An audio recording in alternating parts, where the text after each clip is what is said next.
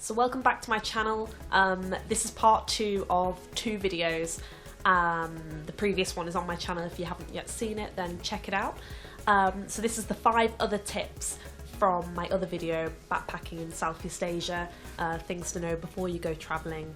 And I hope this video is informative, I hope it's relevant, it's about my own experience. So it's all stuff that I found really useful and stuff that I hope other people will find useful as well. So if you like it, give it a thumbs up. Any feedback, comment in the comment section below. That'll be greatly appreciated. And yes, I really hope you enjoyed the video.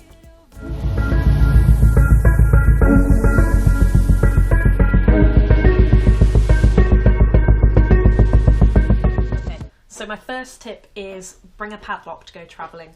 Many hostels will offer lockers for you to put your valuables in, however not all of them provide padlocks to put on the lockers. So bringing your own padlock gives you that peace of mind, you've got the key to it, you can put your things into the locker and they'll be safe at the hostel.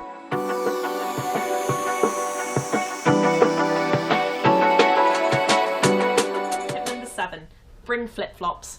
Especially in Thailand and Indonesia, so important. You are required to take off your shoes when you go inside people's houses, restaurants, cafes, temples especially. You're required to take off your footwear because to be respectful to their religion. So flip-flops are so basically handy because you're not having to take off laces all the time, you can just slip them on and off and it will save you so much time. They're so easy, comfortable as well, and you see everyone wearing them. As well as comfort, usually people don't really want to leave trainers outside because of theft, whereas with flip-flops everyone has them. They're not exactly expensive either, so no one will be tempted to take them. They're just really easy, cheap as well.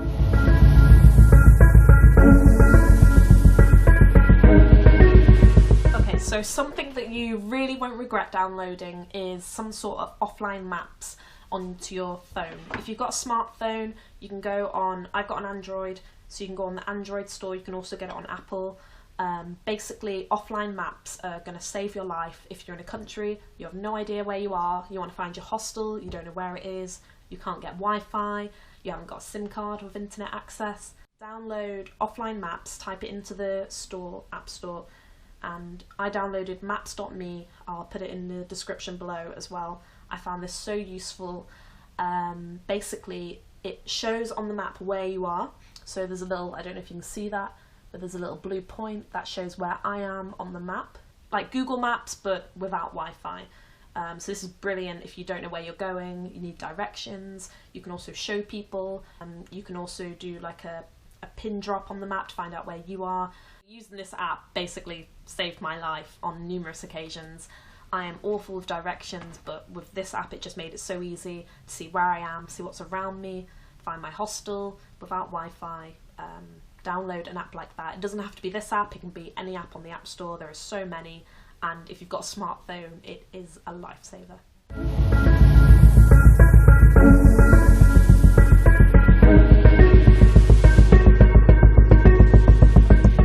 Number 9, bring a pullover for long journeys. This might sound a bit weird, but basically for long journeys, long bus journeys, train journeys, if you're travelling on a budget like I was, then you're going to probably go for these options to get from country to country or place to place, wherever you're going. Basically, bringing a pullover on a long journey will save you from shivering for the entire duration of the trip. Usually on these journeys they crank up the air conditioning really high, usually on full, so it's really freezing. And you don't anticipate that it's going to be cold, so you are wearing maybe not a lot of clothes, and then it's really not nice if you're cold for the whole trip. Sometimes for these bus journeys or train journeys you can be travelling for maybe half a day, a whole day, sometimes more than that. So bringing like a hoodie, a jacket, a pullover, something will just keep the aircon off you, it'll keep you nice and warm so you're able to sleep on the journey. And it's just something I found really useful for long journeys.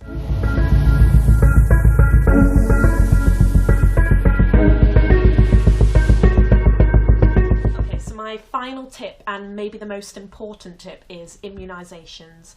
Basically, for certain countries you'll need certain immunisations, certain medication as well to ensure that you're safe. I don't know how it is in all over the world, but from the UK you get some of these vaccinations for free. For example, hepatitis, typhoid as well, you get for free on the NHS. However, some of them you have to pay for as well. I had to pay for Japanese encephalitis and my malaria tablets I had to pay for.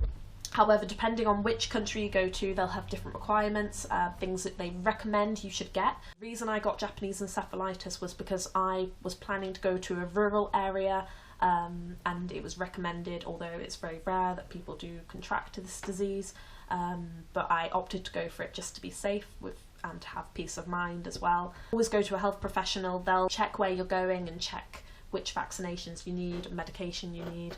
For example, in Thailand, in some areas, they really recommend that you get a rabies vaccination. You do have to pay for that one from the UK. I think it's around £150 for that, and it's maybe a couple of vaccinations you get, because a lot of the animals in Thailand do have rabies, or there's a very high chance they can.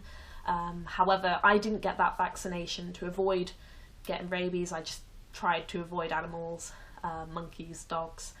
However, that's kind of difficult. There are a lot of stray animals running around, especially dogs, and they're so cute as well.